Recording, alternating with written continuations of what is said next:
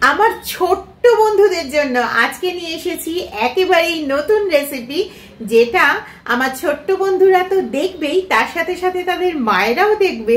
কারণ তাদের মায়েরা না দেখলে সেই ছোট্ট বন্ধুরা সেই রেসিপিটা খাবে কি করে, কিন্তু তারা সেই রেসিপিটা খেতে খুব ভালোবাসে। তাহলে জেনে নেওয়া যাক আজকের রেসিপি কি। তোমাদের ডোরেমন কি মনে আছে তো? সেই যে ডোরেমন একটা কেক খেত নোবিতার সাথে। কি কেক বলো তো? হ্যাঁ আমি জানি, তো তোমরা জানো। আজকে যে কেকটা বানাবো সেটা হচ্ছে ডোরা কেক। যারা ছোট্ট বন্ধু থেকে একটু বড় বন্ধু হয়েছে তারাও কিন্তু ছোটবেলায় সেই ডোরা কেক খাওয়ার বায়না করেছে।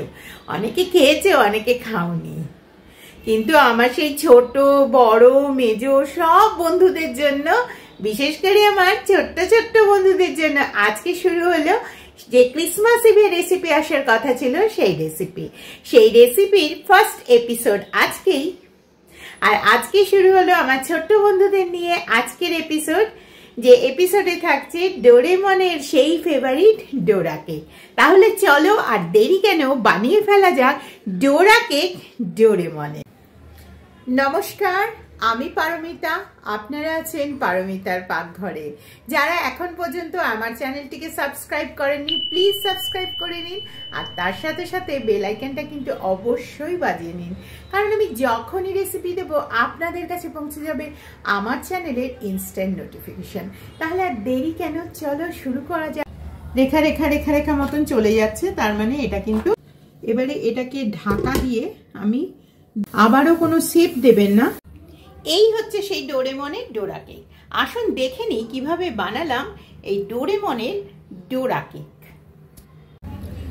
আজকের ডোরা কেকটা আমি সম্পূর্ণ আটা দিয়ে বানাচ্ছি, আপনারা চাইলে ময়দা দিয়েও বানাতে পারেন, এবং একটু হেলদি বানাচ্ছি। তার জন্য আমি এখানে নিয়ে এসেছি 1 কাপ আটা। প্রত্যেকটাই কিন্তু আমি চেলে চেলে নেব। এরপরে আমি এর মধ্যে দেব 1 চিমটি খাবার সোডা, 1 চিমটি লবণ, দিয়ে দিচ্ছি একটু গুঁড়ো দুধ, এটা গুঁড়ো দুধ। আর আমি চিনির বদলে ব্যবহার করছি এখানে জাগারি পাউডার, মানে গুড়ের যে পাউডার কিনতে পাওয়া যায় সেটা। এর সাথে দিয়ে দেব আমি একটু সামান্য পরিমাণে কোকো পাউডার। কোকো পাউডারটা দিলে কালারটা খুব ভালো আসে, সেজন্য আমি 1 চামচ মতন দিয়ে দিলাম কোকো পাউডার। এবারে এইগুলোকে খুব ভালো করে প্রথমে আমি চেলে নেব। এবারে এর মধ্যে আমি অল্প দুধ দিয়ে, এটাকে একসাথে দেব না দুধটা, যেরকম দুধটা লাগবে সেরকম বুঝে আস্তে আস্তে করে একটা ঘন ব্যাটার আমি বানিয়ে নেব। এই যে এইভাবে আমি একটা ঘন ব্যাটার বানিয়ে নেব। এটা খুব ধীরে ধীরে বানাতে হবে, যাতে না এর মধ্যে কোনো লাম্পস থাকে। যদিও আমি এটা চেলে নিয়েছি, কিন্তু তারপরেও যদি লাম্পস থেকে যায় সেজন্য সবসময় আপনারা যদি এটার বদলে একটা মিক্সির ছোট জারে একটু ঘুরিয়ে নিতে চান সেটাও কিন্তু নিতে পারেন, বা ইলেকট্রিক বিটার দিয়েও করে নিতে পারেন। কিন্তু এটা যেহেতু অনেকটা প্যানকেকের মতন হয়, সেজন্য আমি এটাকে হাতেই একটু মাখিয়ে নিচ্ছি। দেখুন মোটামুটি কনসিস্টেন্সিটা এরকমই রাখবো, খুব বেশি। আর সবসময় 1 সাইডেড করে ঘোরাবেন, তাহলে কি হবে, এয়ারটা ঢুকবে এবং ফ্লাপি হবে। এটা আমি প্রায় রেসিপিতেই বলে থাকি, আপনারা অবশ্যই জানেন। এরকম ছোট ছোট টিপস ও ট্রিক্স পেতে আপনারা কিন্তু আমার চ্যানেলটিকে অবশ্যই সাবস্ক্রাইব করে রাখুন এবং বেল আইকনটা বাজিয়ে রাখুন, কেননা আমি যখনই নতুন রেসিপি দেব আপনাদের কাছে পৌঁছে যাবে আমার চ্যানেলের ইনস্ট্যান্ট নোটিফিকেশন। লক্ষ্য করে দেখুন, এই রেসিপিটা বানাতে মাত্র কয়েক মিনিটই লাগবে, অথচ বাচ্চারা থেকে বড়রা চায়ের আসরে সেই ডোরামনের ডোরে কেক কিন্তু একটি বাজিমাত করবে। এবং দেখুন এই যে কনসিস্টেন্সিটা, এই যে যখনই দেখবেন এরকমভাবে এটা পড়ে যাচ্ছে, তার মানে বুঝতে পারবেন ব্যাটারটা কিন্তু রেডি হয়েছে। ব্যাটার টেস্ট করার নিয়ম হচ্ছে, আপনারা যখনই ব্যাটারকে বানাবেন এবং ব্যাটারটা এরকম ভাঁজে ভাঁজে ভাঁজে ভাঁজে পড়বে, দেখতে পাচ্ছেন একটা ভাঁজ ভাঁজ ভাঁজ ভাঁজ মতন তৈরি হচ্ছে, তার মানে কিন্তু ব্যাটারটা তৈরি হয়ে গেছে। এই যে দেখছেন এরকম একটা রেখা রেখা রেখা রেখা মতন চলে যাচ্ছে, তার মানে এটা কিন্তু তৈরি হয়ে গেছে। তাওয়া একেবারে গরম করতে হবে, এর মধ্যে কিন্তু কোনো রকম কিছু মেশাবার দরকার নেই। তাওয়াটা একদম গরম হয়ে যেতে হবে। একদম গরম হয়ে যাওয়ার পরে আমি একটা পরিষ্কার কাপড় দিয়ে প্রথমে এটা মুছে নিচ্ছি। এর মধ্যে কিন্তু ঘি অয়েল কিচ্ছু ব্রাশ করার দরকার নেই। এবারে আমি একটা এরকম দিয়ে দিচ্ছি। এর মধ্যে কিন্তু আপনারা আলাদা করে কোনো শেপ দেবার চেষ্টা করবেন না, এটা যে নিজে শেপ নেবে সেটাই কিন্তু শেপ। এবারে এটাকে ঢাকা দিয়ে আমি 2-3 মিনিট মতন রেখে দেব। হ্যাঁ, এরকম একটু বুদবুদি মতন হয়ে গেছে, তার মানে কিন্তু এটা হয়ে গেছে। এবারে এটাকে আস্তে আস্তে করে আমি এটা তুলে নেব। এটার মধ্যে কোনো রকম কোনো কিচ্ছু লাগবে না, এটাকে ধীরে ধীরে করে আমি 4-5টা একবার প্রথমে চেক করে নেব, তারপরে এটাকে আস্তে আস্তে করে, দেখুন কোনো রকম ঘি তেল কিচ্ছু লাগলো না। এবারে এটাকে জাস্ট উল্টো করে নামিয়ে দিলাম। এই দেখুন একটা সাইড কিন্তু অনলি বানাচ্ছি। এইভাবে আমি প্রত্যেকটা বানিয়ে নেব। একবার করে এরকম শুকনো কাপড় দিয়ে মুছে নেব। এর মধ্যে কিন্তু কোনো তেল ঘি কিচ্ছু ব্রাশ করার কোনো দরকার নেই। যদি ননস্টিকের বাইরে আপনারা এমনি নর্মাল কড়াতে করেন, সেক্ষেত্রে একটু ঘি ব্রাশ করে কিন্তু ওটা মুছে নিতে হবে। আবারও কোনো শেপ দেবেন না, এই যে হাতাতে দিলে যে শেপটা নেবে সেটাই কিন্তু ডোরা কেকের নিজস্ব শেপ তৈরি। কিন্তু এটাকে এই প্যানকেকগুলোকে এবারে কি করে আমি ডোরা কেক বানাবো সেটাই কিন্তু দেখবার বিষয়। প্রথমে আমি প্যানকেকের এই যে উল্টো সাইডটা, এই সাইডটা করে আমি দিচ্ছি। দেবার পরে এবারে দেখুন এখানে আমি কিছুটা এনেছি, এটা হচ্ছে চকলেট টপিং।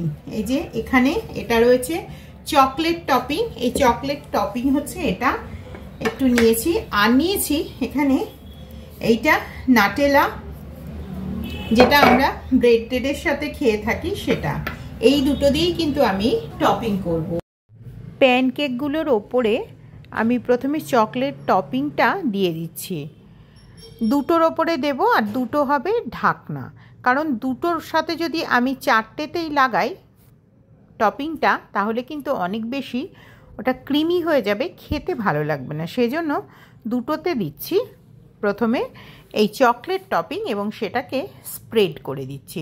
খুব ভালো করে মিশিয়ে নিতে হবে পুরো 4-5টা ধরে ধীরে ধীরে, তাহলে এটা খেতে অত্যন্ত সুস্বাদু লাগবে। এবং এই চকলেট টপিংটা যতটা ফ্রেশ হবে এবং নরম হবে, তাহলে কিন্তু এটা খেতে আরও সুন্দর হবে এবং স্প্রেডটা ভালো করে ছড়ালে এটা খেতে আরও ভালো লাগবে।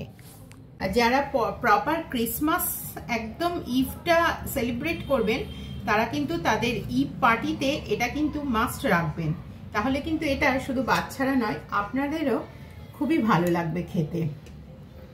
এরপরে এর সাথে আমি যে নাটেলাটা রেখেছি সেই নাটেলাটা আমি দিয়ে দিচ্ছি। এই নাটেলাটা কিন্তু একটু বেশ ভরে ভরেই দেব। দিয়ে এটাকেও আমি একটু স্প্রেড করে দিচ্ছি।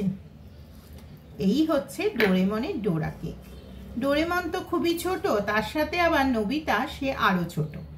দুজনে মিলে খুবই যখন বদমাইশি করে, তাদের মা তাদেরকে খুব তাড়াতাড়ি করে একটা কেক বানিয়ে দেয়।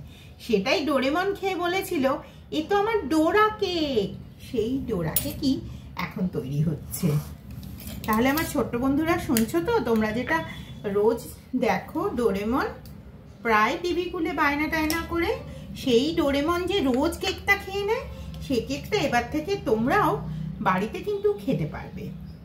কারণ তোমরাও জেনে গেলে কত সোজা। যদি মামা একটু প্যানকেকটা বানিয়ে দেয়, তাহলে তোমরাও একটু ডোরা কেক বানিয়ে খেতে পারবে। কি বলো? আমার তো মনে হয় তোমরা সবাই ডোরা কেক খাবে এবার থেকে, তাই তো? চলো এবারে এটাকে একটু ঢাকনা দিয়ে দেওয়া যাক। কেমন হলো তাহলে ডোরা কেক, তোমরা কিন্তু অবশ্যই কমেন্ট করে জানাবে। দেখো কি সুন্দর হয়েছে ডোরা কেক, পারফেক্ট একদম।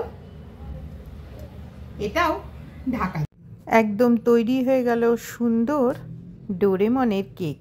এবারে এটাকে কেটে দেখা যাক কত সুন্দর তৈরি হয়েছে ডোরেমনের কেক। সেই যে ডোরেমনের একটা ডোরেমন আর একটা পেত নোবিতা, এই হচ্ছে সেই দুজনের দুটো ভাগের কেক।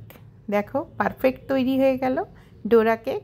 তাহলে কেমন লাগলো আজকের আমার রেসিপিটা? ছোটদের স্পেশাল অবশ্যই জানাবেন।